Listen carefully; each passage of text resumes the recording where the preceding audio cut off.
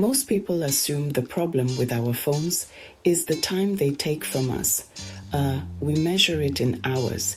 We track it with apps. We talk about screen time as if it were a resource we could budget, like money or calories. The goal, we are told, is to simply spend less of it.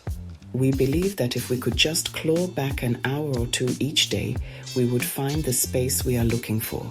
This is the common understanding. It is a logical and straightforward way to see the issue, a problem of quantity that can be solved with discipline and better habits. But that's not what actually stays with us. The real weight isn't in the minutes lost. It's in the texture of the minutes that remain. It's the subtle feeling of being constantly available, yet never fully present. It's the low-grade hum of notifications that pulls our awareness to the surface, away from deeper thoughts and feelings. We might put the phone down, but a part of our mind stays with it, waiting for the next vibration, the next small signal from the wider world. This residue, this mental fragmentation, is much harder to measure than time itself. The moments we lose are not just empty slots in our calendar. They are moments of potential connection, reflection, simple, quiet being. Think of the space between things, the pause while waiting for coffee, the silence in an elevator, the brief walk from the car to the front door. These used to be our own. They were small, unclaimed territories for our minds to wander. Now they are occupied territories filled with quick checks, brief scrolls, and fragmented inputs. The cost is not just the time, but the loss of stillness. What we remember at the end of the day is not the specific article we read or the video we watched. Instead, we are often left with a vague sense of unease, a feeling of having been busy, but without a clear sense of accomplishment or rest. It's a hollowness that accumulates quietly.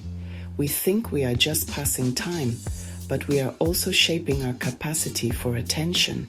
We are teaching our minds to prefer short, sharp bursts of stimulus over the slow, unfolding rhythm of the world around us. This is the quiet shift that happens without our consent. It often begins before the sun. The first light I would see was not the gentle dawn filtering through the window, but the sharp, artificial glow of a screen held inches from my face.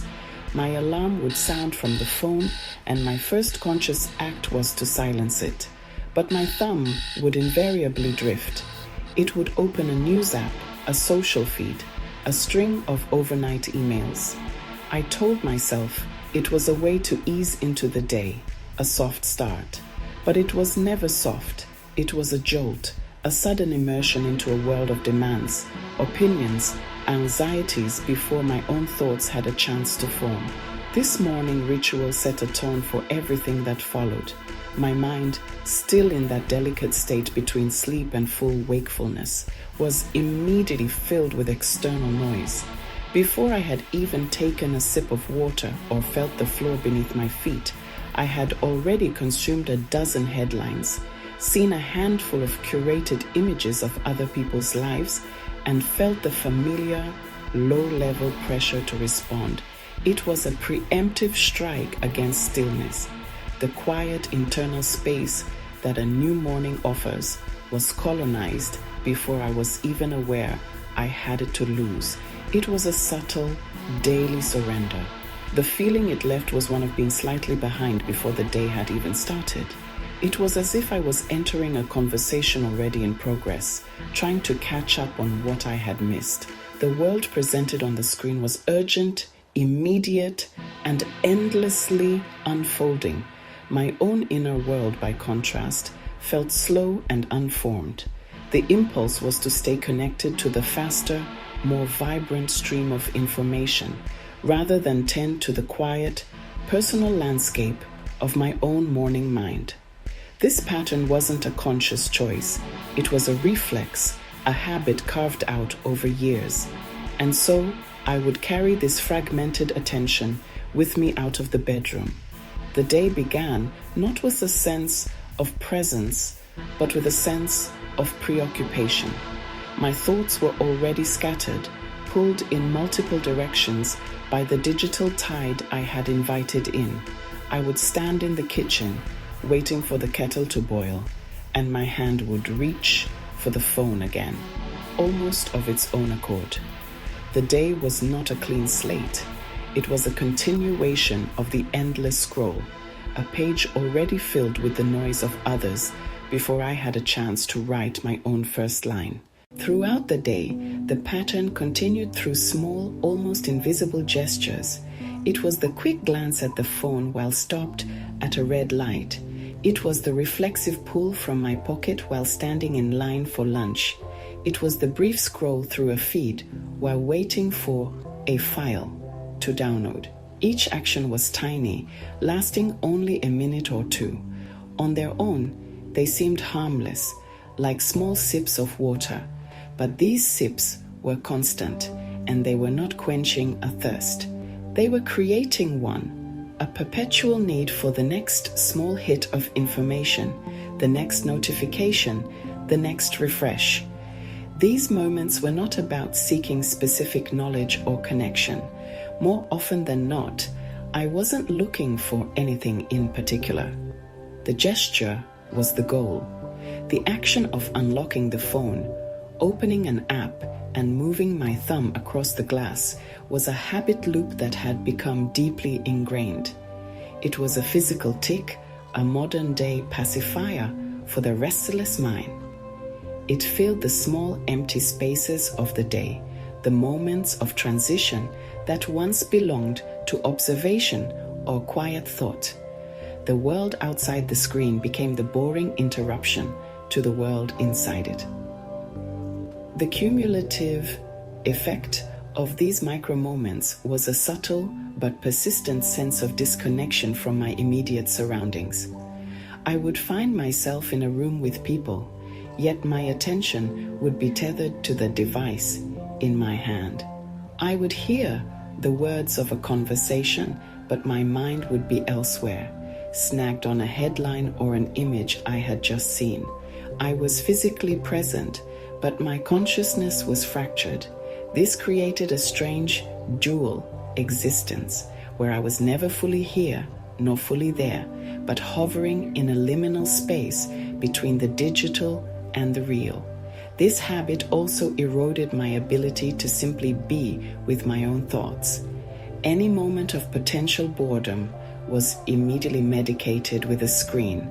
The discomfort of waiting, of being unstimulated, became something to be avoided at all costs. I was inadvertently training my mind to be intolerant of stillness. The quiet hum of my own inner world felt less compelling than the loud, colorful chorus of the digital one.